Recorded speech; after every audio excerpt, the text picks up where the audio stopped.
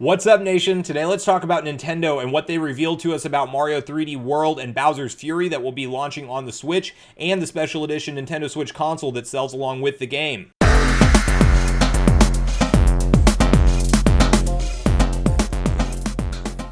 All right, everyone, so we got some exciting Mario news to cover today. We saw Nintendo go live this morning with a Mario 3D World trailer that actually detailed Bowser's Fury specifically, which we had not seen any gameplay of or any hints onto what that mode actually was. We now have some concrete gameplay footage to look at and talk through, and then some new speculation about what it might all entail. They didn't detail everything, but there's still some exciting stuff that came out of this trailer that I definitely want to talk about and share my opinions on with you guys. And then I also want to talk about the Mario Edition Switch that was revealed and that will actually sell alongside the game. Now, before we do hop into all the details today, I just want to quickly invite you all to join Sunbro Nation if you haven't done so already. Do so by subscribing below, hit the like button on this video if you enjoy the content today, and make sure you turn on your bell notification icon so you're kept up to date with all the newest gaming and console news as we're in the new generation of gaming. And by the way, guys, doing that will enter you into my PS5 giveaway that I'm completing at the end of this month. So with that, guys, let's dive into the details. So I've been excited to see what Bowser's Fury actually was ever since Nintendo unveiled it last year, because we got a very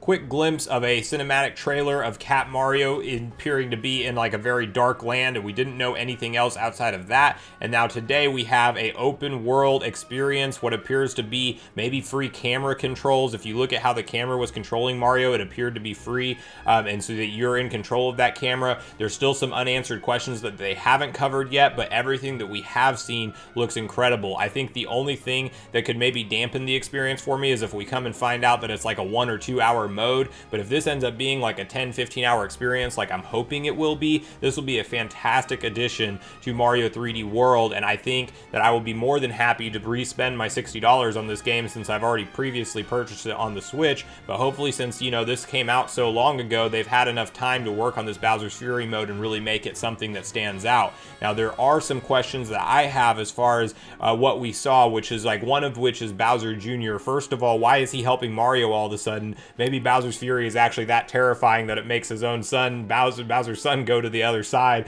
But I'll be interested to see if they explain any of that in like a storytelling narrative type of direction, or if they're just going to kind of gloss over it. Mario, and for some reason, Bowser Jr. is just teamed up with Mario all of a sudden. So that remains to be seen. We also don't know if he's controllable as the second character, because in the gameplay trailer, at least, it very much appeared like he was an AI type of character that was automatically going the different directions that Mario was, and kind of just there to assist you more in opening doors and pathways. And so we don't know if he's maybe like an assist mode that you turn on, or if it's like the optional second player that can pick up a Joy-Con and play as Bowser Jr. So I certainly hope we see Nintendo do like a Treehouse style direct here soon, or something where they just cover the game a little bit more in gameplay detail, because I'm sure they will. They typically do that for all their major releases that have new modes and things on them, but there's a lot of unanswered questions up to this point. But guys, the other thing we got to talk about is how Bowser has now taken on almost a scary similarity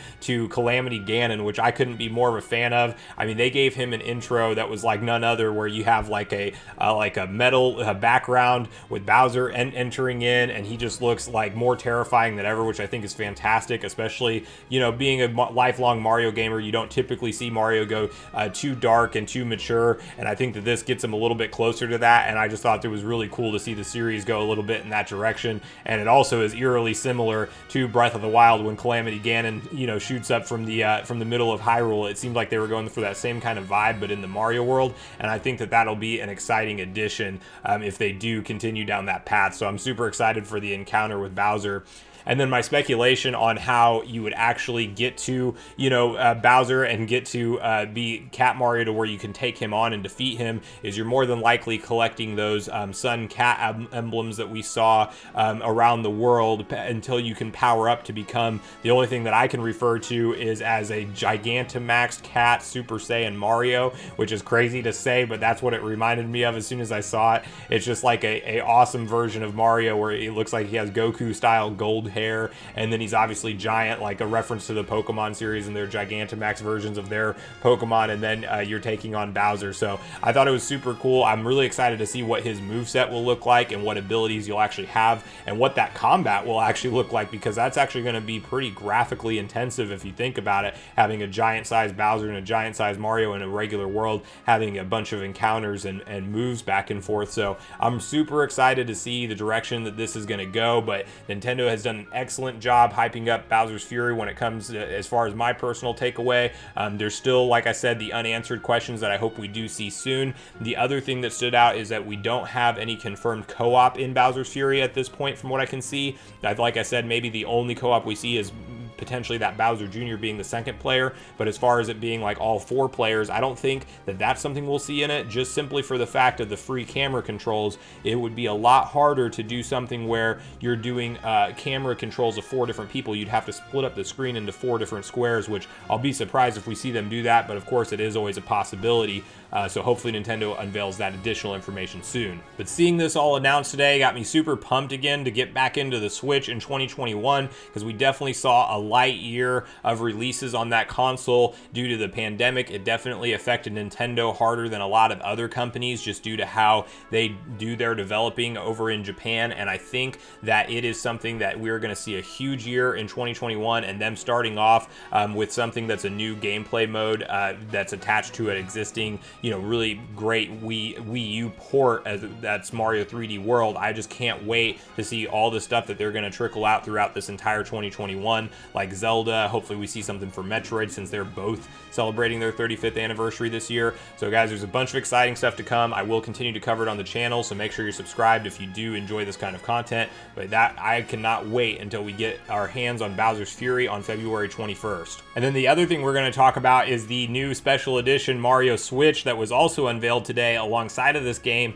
that will be actually available for purchase on the same date of February 21st. Now I'm sure these things are going to sell out just like everything does nowadays, and you're probably going to be fighting bots online just like the PS5 launch all over again. So it is unfortunate. If you really want to secure this one, it's going to probably be extremely hard to do. But when I saw the initial images of it, it made a lot of sense. I was like, I'm surprised that Nintendo hasn't done this yet, because the Switch looks fantastic in the red and blue color combination, and then they even had a special edition case that went along with it, and I can totally see gamers and collectors alike, like if you're getting into the Switch for the first time, you should probably try to get this thing when it comes out. If you already have one and you're a collector, you probably want to have something like this in your collection. So I think it looks phenomenal. It's really cool to see the Switch come out in different variants. Now there is a little bit of talk going on online about what does this mean for the Switch Pro rumors, since they're just now putting out a special edition Switch, and does that mean that the Switch Pro is actually further away? It could mean that. It could also mean that this was actually supposed to come out last year, because I believe the game was going to be released in 2020 according to all the other reports, other than it just got delayed and they had to push it to this year. And so now they're probably releasing a collector's edition console a little bit closer to a pro revision than you would typically do. But I also think Nintendo may continue to offer the base model Switch, and if they do that, then even them coming out with a $400 pro model, they're not going to discontinue the $300 base model, and that's kind of what I can see them doing. Or maybe it's even something where the new Switch would just be mainly powered from the dock, to do the 4K graphics and stuff. We have yet to see what all of that is going to look like, but we do know they're working on a Switch Pro either way. So whether we see it early into this year or later into the year, one way or another, we will see a revision of some sort. But if you are interested in this Mario Collector's Edition theme Nintendo Switch, I would just try to get it immediately at launch, because I'm sure this is going to be one of those hot ticket items that people try to lock down, and Nintendo will absolutely sell out immediately. So just be on the lookout for that on February 21st. And I don't know all the retail outlets that'll get it or anything like that yet, but I'm sure we'll see it fly off the shelves just like anything that's a special edition that Nintendo does. Even the Animal Crossing Switch that they released was like so hard to find over, ever since it came out. Like it had a brief window where you could find it, and then it was just gone for months on end, and they finally started to restock it towards the end of 2020. So it remains to be seen how long they'll offer this Mario Collector's Edition Switch, but since it's the 35th anniversary of Mario, probably not, too far into this year.